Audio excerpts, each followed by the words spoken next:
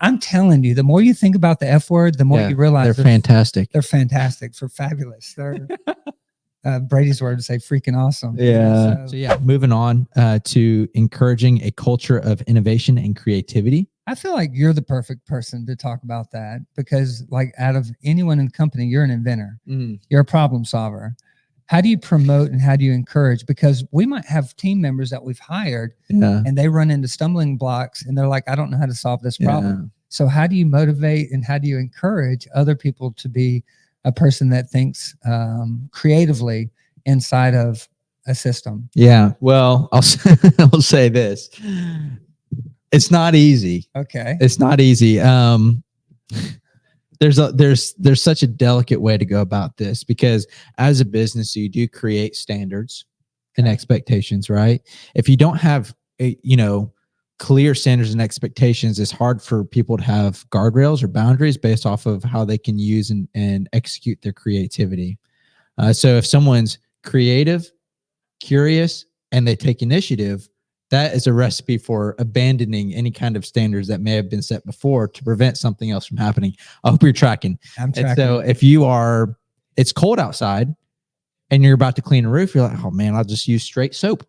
I'll just use 12% SH on this and it'll be quick. It'll be easy. And they think they're being creative in this idea of being speed things up. Let's innovate. Because if we can get this done, we can do 2 times more work. What they don't realize is they're going to end up burning all the bushes, drying out all the shingles and moving on and not caring about what the heck they're doing. And so ideas are a baby chicken. Okay. And so if you've got a baby chicken and you bring it to someone, that someone can do one of 2 things with it, right? We can step on it. You can step on it and crush its little baby bones. Not good. It's not good. Or that person can incubate the chicken. Okay. How do we incubate a chicken? They make a safe, warm place for that idea. So you're not going to want to poke holes immediately when someone brings you an idea. That is the first way to send them to another person with all their ideas. So you want to be someone who's like, man, I love that. Let me hear more. What are your thoughts with this? Where do you want to go with this? And they've been thinking about this all day. They've been washing houses. They've been thinking about how to make this process go faster. And you're going to be like, no, that's stupid. Go back to work. You don't want to be that guy. It's true. You don't want to be that guy. You will crush so many chickens. Okay. And they'll spend time thinking about someone else's business. Yeah, but they'll also crush their business with all their creativity and innovation. Right. Just because someone has a baby chicken doesn't mean you should turn it into incubate it. Yeah. Incubate it. How do you know when to bake or incubate a chicken? Oh, that's bake it and eat it or incubate it. That's good. Well, but yeah, so you just definitely want to be careful because you can really discourage creativity by stomping on chickens, and you don't want to do that. Bring people into making decisions, work with them and say, yeah, that's a great idea. What are your thoughts on maybe doing this with it? Yeah. And so one thing I've noticed that you do a good job of is you don't micromanage. Once we micromanage, we stifle creativity. Mm-hmm. And that's one of the things that we try to be very intentional on is not micromanaging. We try to hire people that want to be creative. But what we find is a lot of team members don't want to be given the opportunity to be creative. They really just want to be told exactly what to do and how to do it and what's the most efficient way to do it. I like that too. But we also want to say, hey, it's okay to process, but implementing what you're processing before incubating it with your team that's good, might be what's required before you apply. And so like if you're new on a job and or you're starting a new business, before you say this is how I would do it, you may want to start by watching how other people are doing it and ask the questions, why do you do it this way? How have you learned that it's faster and more efficient? Before you change it, you got to make sure that the solution is greater than the problem that you're solving. Hello. Mm-hmm. And so that might be a little bit of say that one more time. Yeah. The solution that you find has to be greater than the problem that you're solving. And so sometimes we try to solve problems that actually create greater problems through the solution. And so, does that make sense? Oh, it's so good. Well, this was a quote that came out during, I don't even want to get into when it came out, but it came out to 2020 in regards to different things, is that there was a lot of conversations about, hey, the solution has to be greater than the problem that we're facing. And there was a lot of conversations on, hey, is this solution greater than the problem that we're currently facing? Right. And now, we're 3 years down the road. So that was where it came from inside the conversation.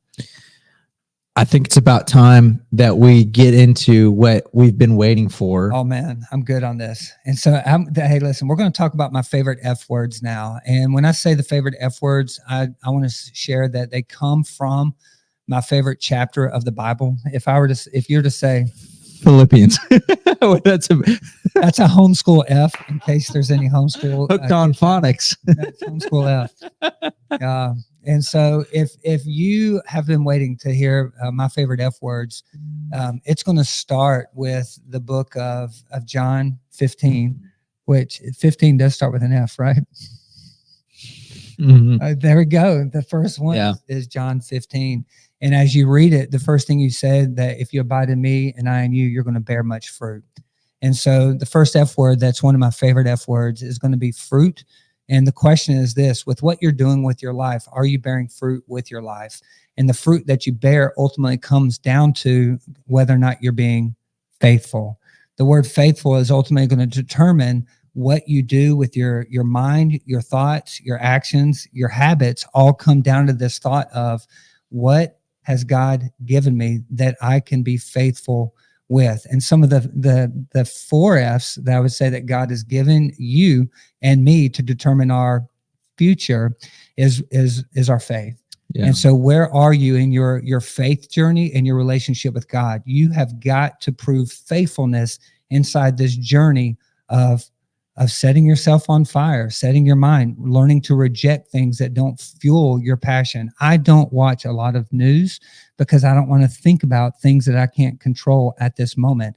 I cannot handle every single country, every single city, every single human being on this planet, but I am called to be responsible for the community and the culture that I live in. Mm-hmm. And so I'm going to think about things that are inside of my small little community on how I can be faithful inside the midst of my faith. So your faith is the first thing that you got to ask the question on.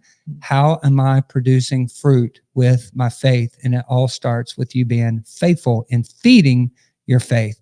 These are good F words. Yeah, these are fire. Hey, thank you. You're welcome to help with these F words, by the way.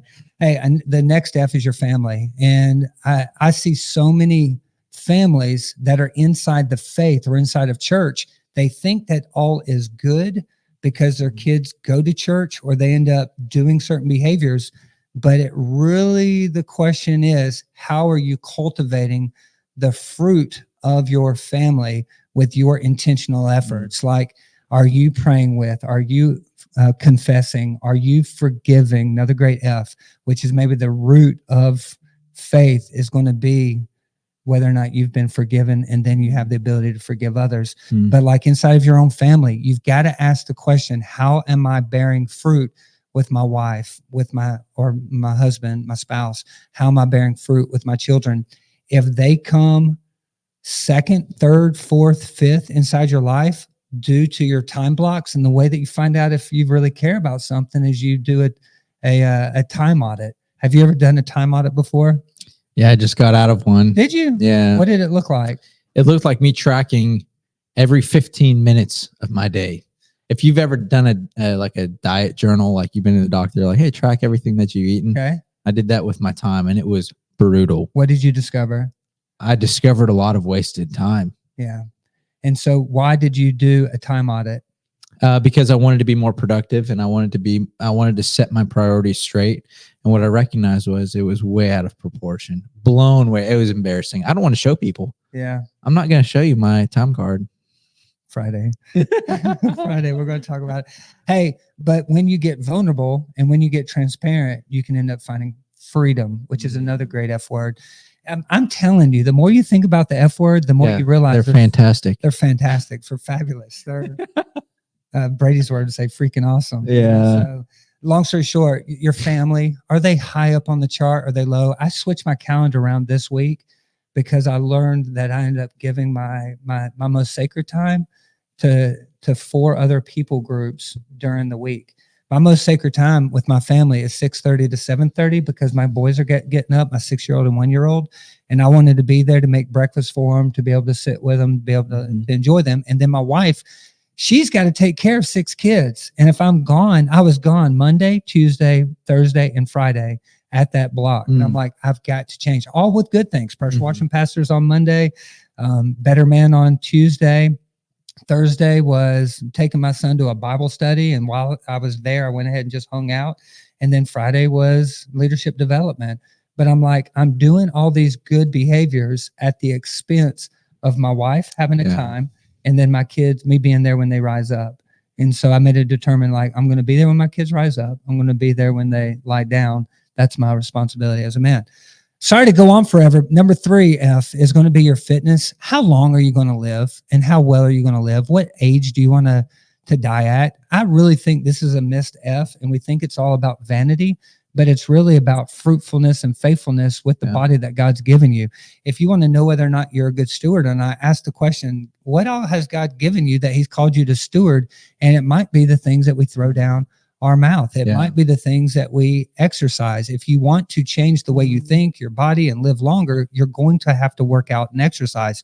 You can't eat whatever you want, do whatever you want to do, and think, oh, I'm just giving God glory. And then by the time you're in your 60s, you're having all these health issues. And then you become a challenge a little bit for your family because they're having to take care of you because you didn't take care of yourself. And I'm not trying to be rude or a jerk, but if you're in your 40s or in your 30s and your 20s, have vision for your future by taking care of what you currently have. Now, we can't help genetics. We can't help the events that take place, but we don't want to be contributing to the elements that ends up preventing us from our kids being able to live a life with their family because they're now taking care of us as we get older, or we end up inside of care. And then they have to financially take care of us. And I'm sharing this from a very, like, nobody talks about these things because it's taboo, but we have to be asking the question, do I have vision of myself for a future to take care of myself? It's kind of a big deal. And number 4 is your finances and your business. What do you got? So Truth Seeker actually just commented, and he said, we just had our 6th baby in July. The family balance is the toughest for me to handle. It is, dude. And I've got 6 kids, 21 down to 1. And you ultimately have to determine what are you going to succeed at. And if you're succeeding at the expense of the 6th, it ain't worth succeeding over. And so be just, hey, what do you got to budget? What do you got to cut off? What do you got to start eating? What do you got to start hunting and grabbing deer with the arrow or whatever you got to do to feed your family? That's good. Feed family. To touch on the fitness, they say, I was chatting with a doctor the other day, and he said statistically, the lifespan here in America is the longest it's ever been, but the health span is the shortest it's ever been, which means you might live for a long time, but you might be hooked up to a bunch of stuff. You might not be surviving. 70% of Americans are going to die from heart disease, cancer, and diabetes. And these are areas that we're sensitive over. These are family members. These are people we love and care about. But if you look at the China study, if you look on like, hey, why and what is contributing to this? And I know this is a pressure washing podcast about a $1 million mastermind Monday, but you can't enjoy $1 million if you end up using it for your health care. You can get a really nice bed in the hospital. Yeah. And I don't want to go there because, like, at the end of the day, it's part of our lives. We do go through tough times, but what can we do today to, if there's scales and what we do is based on, like, if it gets weighted this way or that way, I want to be contributing as much inside of the scales as I possibly can on what's going to help me be here and make a difference, make an impact as long as I can. And I may not always be able to tip the scales, but today I need to, so I can be around the longest. And then the last is finances. With what you make, are you faithful in your finances? And that's a stewardship. It's things that we've got to learn to handle over time. But anyway, these are all the F's that ultimately determine your future. And those are some of my favorite F's. That's so good. So you've got faith, family, fitness, and finance. Yeah, you got. Those are all things you need to be faithful with. Yeah, and there'll ultimately be fruit. So John 15 says, "Abide in me and you, and you're going to bear much fruit. Apart from me, you can do nothing." And such branches are cut off from the vine, thrown into the fire, and burned. And then he says, "I give you a new commandment, that you love each other like I have loved you." And so that's the response of how we're to live our life, so we can bear fruit in this life. Wow, so good. Yeah. Anything else? Oh, dude, I feel like I've said too much. This might be a roll. We might have to roll over in the next week, but I don't know. Thank you for joining us. Thank you for commenting down below, Truth Seeker. Thank you for being so involved. If you are watching this after it's live, we go live every Monday morning from 9 to 9:30, 10-ish, depending on how built out the episode is. But we really appreciate you joining us. If you would please subscribe. We're trying to hit 1,000 subscribers. We're at like 900. So if you could help us out, that would be huge. Yep. Hit the like button and hit the bell notification to know when we're going live so that you don't miss us. And yeah, hold on. Before we say peace, the thing to recognize is like, what are we talking about here? We're not, we could have threw up a big whiteboard and said, hey, this is how you grow your business in every single way. But we're also talking about things that matter over just the business. So yes, we're talking about business, but we're also talking about things that matter, which is why you want to like, subscribe, and share. We're trying to get a message out that says what you do isn't any more important than who you are as you do. And we're trying to set up this idea that we can be ministers in the marketplace. Why not make an impact while you're making an income? And so let's not make the income, and let's not make growing a business the main thing. Let's make that a sub conversation as we're pursuing a life worth living. Yeah. We'll get to the whiteboards eventually. Yeah, we'll have it clear where we can be right here in front of you doing that. Anyways, until next time. Do we have to write backwards when we do that? If it's in front? No. We can go like this. Scott can flip the image. Okay. And until next time, peace. Join us live every Monday at 9 a.m. Central Standard Time for more content on how to grow and lead your business.